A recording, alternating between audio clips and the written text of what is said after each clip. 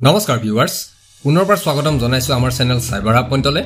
আপোনালোকে জানে যে আমি সদায় আপোনালোকলৈ নতুন নতুন আপডেট লৈ আহি থাকো সো আজিৰ আপডেটত সেই সকলোবোৰ ক্যান্ডিডেটৰ বাবে এটা নতুন ৰিক্ৰুটমেন্ট লৈ আহিছো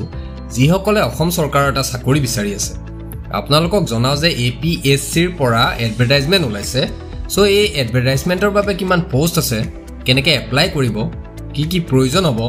লাষ্ট ডেট কিমান সকলো আজিৰ এই ভিডিওটোত আলোচনা কৰিম ভিডিওটো শেষলৈ চাব লগতে এনেকুৱা আপডেটবোৰ পাই থাকিবলৈ চেনেলটো সাবস্ক্ৰাইব কৰি বেল আইকনটো টিপি যাব যাতে কোনো ধৰণৰ আপডেট আপোনাৰ পৰা মিছ হৈ নাযায় লগতে লাইক এণ্ড শ্বেয়াৰো কৰিব তো আহক আৰু দেৰি নকৰি আজিৰ আপডেটৰ পিনে আগবাঢ়ো তো আপোনালোকক জনাও যে APSC মানে আসাম পাব্লিক সাৰ্ভিস কমিশনৰ পৰা ৰিক্ৰুটমেন্ট ওলাইছে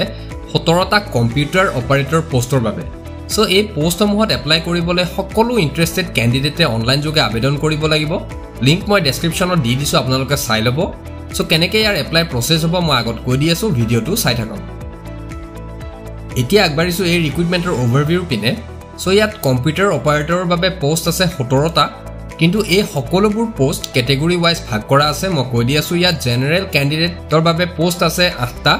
OBC MOBC ক্যান্ডিডেটৰ বাবে পোষ্ট আছে 5টা SC ক্যান্ডিডেটৰ বাবে পোষ্ট আছে 1টা ST প্লেন ক্যান্ডিডেটৰ বাবে পোষ্ট আছে 2টা আৰু ST হিলছ ক্যান্ডিডেটৰ বাবে পোষ্ট আছে 1টা লগতে এই পোষ্টসমূহৰ বাবে পে স্কেল থাকিব 14000 পৰা 60500 লে লগতে গ্ৰেড পে থাকিব 6200 কে লগতে এই পোষ্টসমূহত এপ্লাই কৰিবলৈ ক্যান্ডিডেটজন 18 পৰা 40 বছৰৰ ভিতৰত হ'ব লাগিব 1 জানুৱাৰী 2024 লৈকে লগতে এই পোষ্টসমূহত এপ্লাই কৰিবলৈ ক্যান্ডিডেটজন হায়াৰ সেকেন্ডাৰী পাস কৰা হ'ব লাগিব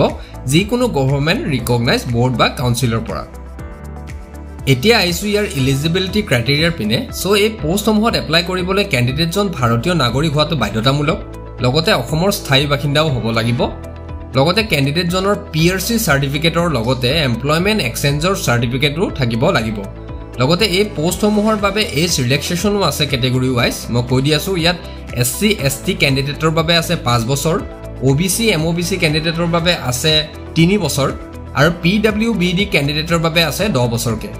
লগতে ইয়াত স্মল ফ্যামিলি নৰ্মছও আছে এই পোষ্টসমূহত এপ্লাই কৰিবলৈ আপুনি ফৰ্ম A যিখন স্মল ফ্যামিলি নৰ্মছৰ ফৰ্ম হয় সেইখন ফিল আপ কৰি সাবমিট কৰিব লাগিব তাৰ পিছত এই পোষ্টসমূহত এপ্লাই কৰিবলৈ আপোনাক লাগিব কম্পিউটাৰ প্ৰফিচিয়েন্সি মানে কম্পিউটাৰ নলেজ থাকিব লাগিব word processor spreadsheet presentation graphics content of database internet আৰু ইমেইল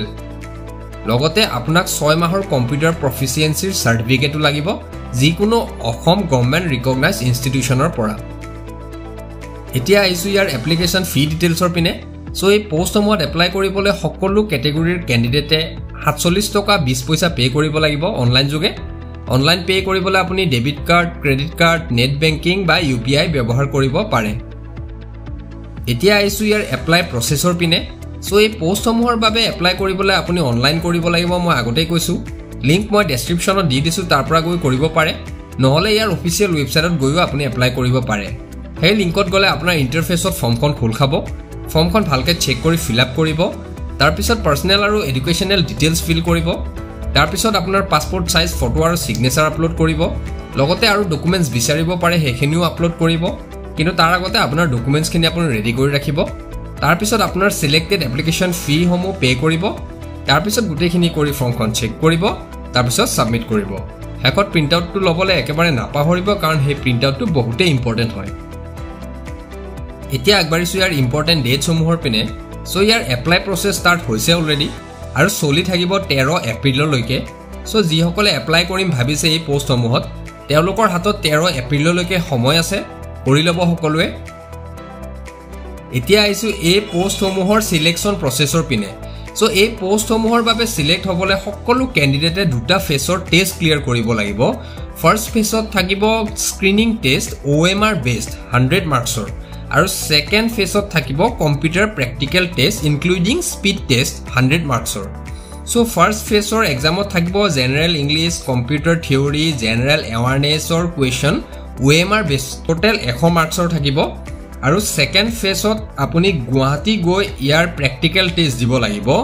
along with আপোনাৰ সকলো অৰিজিনাল ডকুমেন্টছ লৈ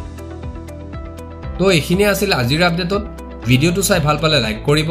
লগতে শেয়াৰো কৰিব যাতে আন এজনেও এই ৰিক্ৰুটমেন্টৰ বিষয়ে ভালকৈ জানি লওক আজিলৈ এৰিছোঁ পুনৰ নতুন আপডেট লৈ আপোনালোকৰ মাজলৈ আহিম জয় আই অসম ভাৰত মাতা কি জয়